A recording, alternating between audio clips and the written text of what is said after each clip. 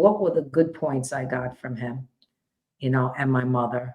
And of course, the good, the bad, and the ugly, right? And then I work on the parts of myself that say, okay, that's, that needs to be worked on.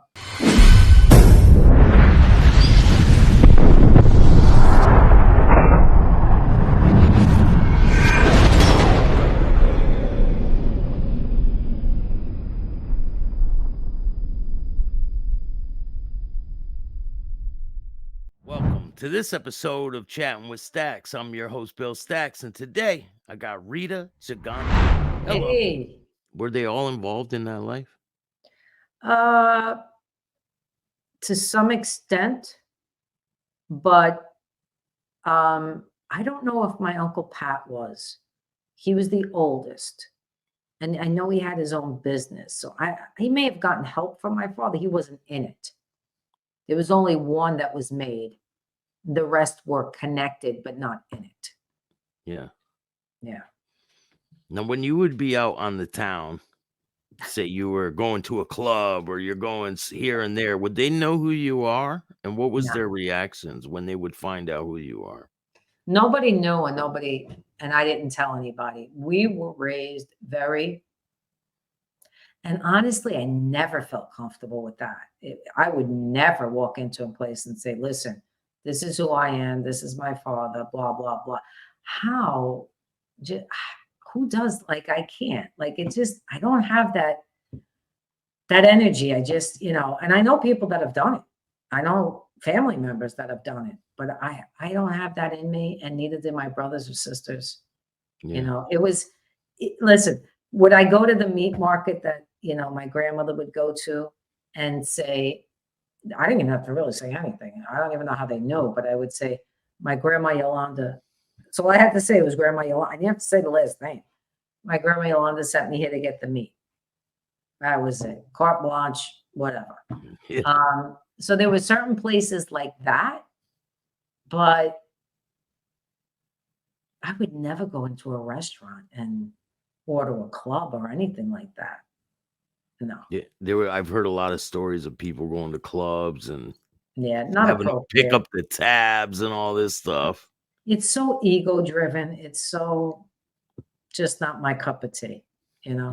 You're gonna like me for who I am, or I don't need any special treatment. I came here with money. I can pay like everybody else. Yeah.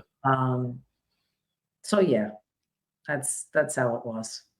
Now, when different things were happening in New York and with John Gotti and all these things are happening, the car bombing, Paul Castellano gets killed. Where were you in life when that happened? When Paul got Yeah, killed? I mean, I think I was still in massage school. For the life of me, I can't remember the year. Do you know the year? 85. Paul December. Castellano was 85? Yeah. I was in school then. I was in high school. I just graduated high school in 85. So did I know about it? Yes. It was in the newspaper. I remember them talking about it. Absolutely. So I was privy to that. Did Gotti come around, your father? Did you ever see him Never. around? Never. I think they met once, maybe twice, but I think it was once when John tried to tell my dad that, he made his son. And my father said to him, sorry to hear that.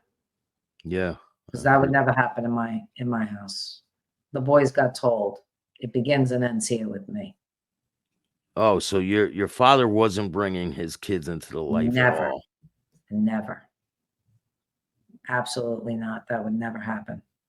So he wanted to build like a foundation that you guys can prosper with. And Yeah, sure. I mean, not everything was illegal, you know. So there were legitimate things and people that my father could connect my brothers to that were legitimate. So um that's just how it was. The boys were able to do that. The girls, the expectation of a woman in an Italian Catholic family is very different. yeah. I just made my own way because I'm not one to go and sit in an office and, be a secretary or anything. I wasn't going to be, anything medical. Although I love the body, I would have did it a different way. But when spirit called me to this was it. This was like, I knew my calling once I got called to it. Have you had any situations with the spiritual stuff that really stand out in your mind that you could Oh tell my me God, I about? remember. Yeah, absolutely. I remember witnessing um, Jesus in the window, like full from like here, like from his middle of his belly up. You saw a huge vision of him in a church that I was sitting in, and only me and 6 other people saw him that day. And there were more of us there, but it was just me and 6 other people. And I thought, my God, my life will never be the same, because I felt him speak to me like there was something gonna happen or gonna come. And then I witnessed, I was in the bathroom and I saw the Blessed Mother and the baby Jesus. And then I remember seeing Jesus in the shower. So several times I was able to witness seeing them. Um, I did the laying on of the hands. Some people may know what that is, but that's when a priest will, kind of like anoint you, and it's called being slain in the spirit. So what happens is when they anoint you and you go down, the Holy Spirit moves through you. So I remember that, like, unbelievable experience, because I remember going down like a feather, and I remember the incredible peace that came over me. I didn't want to move. I didn't want to get up. And then I remember the priest coming over to me.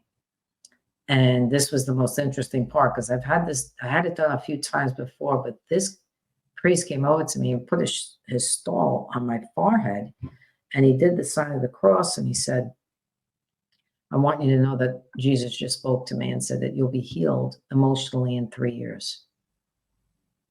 I just looked at him like, so Jesus spoke to him to give me a message, right? Yeah. And I just said to him, thank you. Can I lay here for like the rest of the day? I didn't want to move, you know? Yeah. So it took me a bit to get up, but I knew my life was changed. When those things happen, you just know. So I'm grateful. It got me to where I am today. It got me to write the truth, my story. If my sisters and brothers wrote books, they would be totally different stories than mine. Yeah. But I needed to speak my own truth to heal. So all of everything that happened to me, people ask me all the time, would you go back and change anything? And I'd be like, why? Like, look where I am. Why would I go back and change a thing? Sure, it was hard then. Sure, it was even brutal at some points. But the more adversity, the stronger I got. When you decided to write your book, did you have anyone in your family that was against that? I didn't tell anybody until it was actually written. And then when I did, absolutely, pretty much 3 out of my 5 siblings were not happy about it. The one sibling came around, but my brothers not happy about it. I think they thought it was a tell-all, but it was just my story and how I came to be who I am, with the Yeah. backdrop of my dad. It was really about the subtitle, which is about love, healing, and redemption. Um, these were truths that I needed to bring out, for myself, for other people. If I tell you how many people I've helped because of that book today, I can't even. There's no amount of money. There's nothing that can make up for that kind of gratification, just to be able to help those people.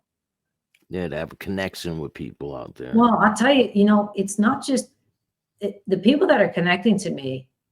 Some of them, yes, of course, they know who he is, and they want to connect because of that. But most people connect because of the trauma I had, the anxiety, the panic, the OCD, how I came to be who I am. Like, that's what they're connecting to. Oh, and you're gay on top of it in this family. Like, how did you overcome all of that?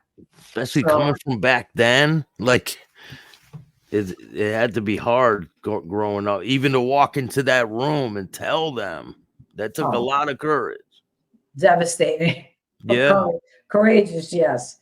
Um, definitely, especially with my dad. I don't think anybody would have thought. I probably am the only one, maybe my oldest sister, but probably am the only one who's been able to sit and say something to him and not be afraid of the consequences. Not that I wasn't afraid, but I didn't back down because of those consequences. I was willing to do it anyway, you know. And Yeah. that's I always look to him. What were the good points I got from him, and my mother, and of course the good, the bad, and the ugly, right? And then I work on the parts of myself that say, okay, that needs to be worked on. But there's good and bad in all of it.